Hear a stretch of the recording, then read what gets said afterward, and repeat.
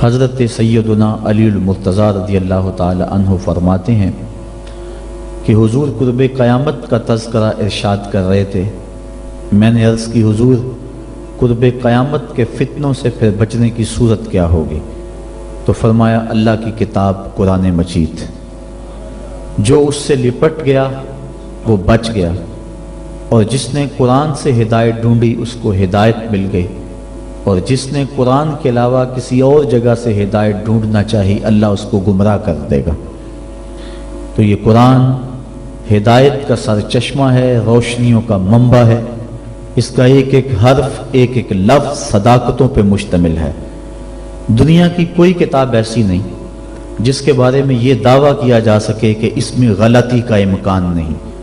بڑے سے بڑا مصنف بھی کتاب لکھتا ہے تو اس کی ابتدائیے میں یا اس کے آخر میں یہ بات ضرور لکھتا ہے کہ میری کتاب میں کسی طرح کی کوئی غلطی پائیں تو مجھے مطلع کر دیں تاکہ آئندہ اس کی اصلاح کی جا سکے۔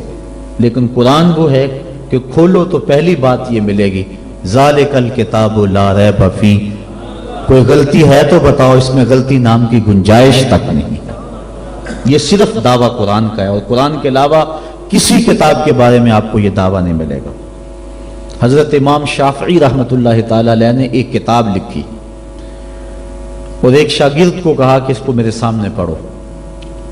جب اس نے پڑھا تو آپ اس کی کئی غلطیوں پر متنبہ ہوئے کہ اس لفظ کی بجائے یہ لفظ ہوتا تو کیا خوب تھا، اس حرف کی بجائے یہ حرف ہوتا تو کیا اچھا تھا۔ تغیر و تبدل کرتے رہے۔ اگلے دن فرمایا پھر پڑھو، اس نے پھر پڑھا، پھر نئی غلطیوں پر متنبہ ہوئے۔ اس طرح 70 مرتبہ وہ کتاب آپ کے سامنے پڑھی گئی، 70 مرتبہ اس کی غلطیوں پر مطلع ہوئے۔ پھر اس کے بعد فرمایا داہو، چھوڑ دو، شافی کی کتاب اس قابل نہیں ہے کہ اس میں غلطی کی گنجائش نہ رہے۔ یہ اعزاز صرف اللہ کی کتاب قرآن مجید کو حاصل ہے کہ اس میں غلطی کی گنجائش اور غلطی کا امکان موجود نہیں ہے۔ یہ صرف کتاب اللہ ہے قرآن مجید کہ جس میں غلطی کا امکان تک نہیں ہے۔ اور دنیا کے بڑے بڑے دانشور، دنیا کے بڑے بڑے ادیب، شاعر، ان کو بطور تحدی یہ کہا گیا اگر اس کتاب میں تم شک پاتے ہو جو ہم نے اپنے بندہ خاص پہ نازل کی تو اس کی مثل ایک صورت ہی لا کے دکھاؤ۔ تو پھر آج تک کوئی نہیں لا سکا، ممکن ہی نہیں ہے۔ ممکن ہوتا تو کوئی ضرور محنت کرتا۔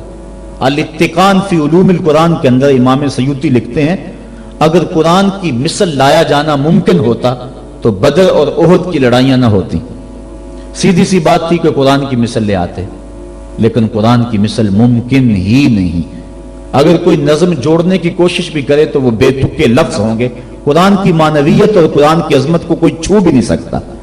جس طرح کہ پچھلے دنوں کے اندر ڈاکٹر شروش نے الفرقان الحق کے نام سے 7 سال کی محنت سے ایک کتاب تیار کر کے دعویٰ کیا کہ میں نے قرآن کے مقابلے میں یہ کتاب لوگوں کو پیش کی ہے۔ یہودی لابی اس کتاب کے فروغ کے لیے کروڑوں ڈالر صرف کر رہی ہے۔ انٹرنیٹ پہ وہ کتاب آپ کو دستیاب ہوگی۔ میں نے بھی اس کی پہلی سورت جس کا نام اسے رکھا ہے سورۃ البسم اللہ، اس کو دیکھا ہے تو مجھے متنبی یاد آ گیا۔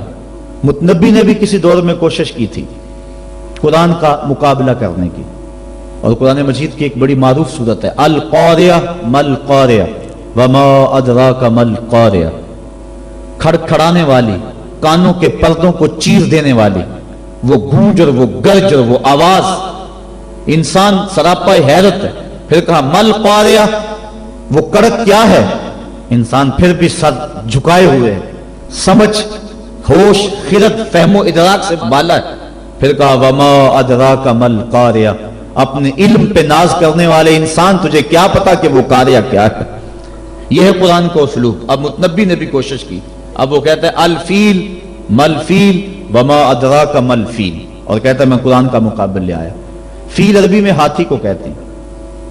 اب القاریہ ایک چیز رکھی گئی، کھڑکھڑانے والی، کانوں کے پردے کو چیر دینے والی۔ اب نہ اس کو کسی نے سنا، نہ اس کو کوئی تصور دماغ میں لا سکتا ہے۔ انسان حیرت میں ڈوب گیا۔ پھر دوسرا سوال اس کے اوپر وارد ہوتا ہے مل قاریہ، حیرت ختم نہیں ہوتی۔ پھر کہا وما ادراک مل قاریہ، اور پھر بتایا اس نے انسان پتنگوں کی طرح زمین پہ بکھرے ہوئے پڑے ہوں گے، کوئی کسی کا کوئی پرسان حال نہیں ہوگا، اللہ تعالیٰ پورے قہر و جلال میں ہوگا۔ اور اللہ تعالیٰ پوچھے گا این المتکبرون، تکبر کرنے والے کہاں ہیں؟ تو اس وقت کوئی سر نہیں اٹھا سکے گا۔ پھر اللہ فرمائے گا این الملوک، بادشاہ کہاں ہیں؟ تو کوئی سر نہیں اٹھائے گا۔ پھر کہے گا انا المالک، میں بادشاہ ہوں، تکبر مجھے زیبا ہے۔ تو وہ اس دن کا نقشہ کھینچا گیا ہے۔ تو القاریہ ملقاریہ وما ادراک ملقاریہ، یہ سوال در سوال ہوتا چلا جا رہا ہے۔ اب ذرا متنبی کی بے تکی بات دیکھیے۔ الفیل، فیل عربی میں ہاتھی کو کہتے ہیں۔ جب کہہ دیا الفیل بات ختم ہوگی۔ پھر کہتا ہے مل فیل، ہاتھی کیا ہے؟ فیل کہنے سے بات سمجھ میں آ گئی کہ ہاتھی ہے۔ پھر کہتا ہے مل فیل، سوال بنتا ہی نہیں۔ لیکن پھر اس کے بعد کہتا ہے وما ادراک مل فیل، تم کیا جانو کہ ہاتھی کیا ہے؟ بچہ جانتا ہے کہ ہاتھی کیا ہے۔ لفظ تو جوڑنے بیٹھ گیا لیکن معنویت کہاں سے لائے؟ تو کہا قرآن کی مثل تم لانے کی استطاعت ہی نہیں رکھتے ہو۔ تیرے سامنے یوں دبے لچے فصحا عرب کے بڑے بڑے، کوئی جانے کے منہ میں زبان نہیں جسم میں جان نہیں۔ 7 مہینے تک کعبے کی دیوار سے سورہ کوثر لٹکی رہی تھی، اور عرب کے بڑے بڑے شاعر اور ادیب اور قصیدہ نگار قرآن کی مثل لانے سے قاصر رہے۔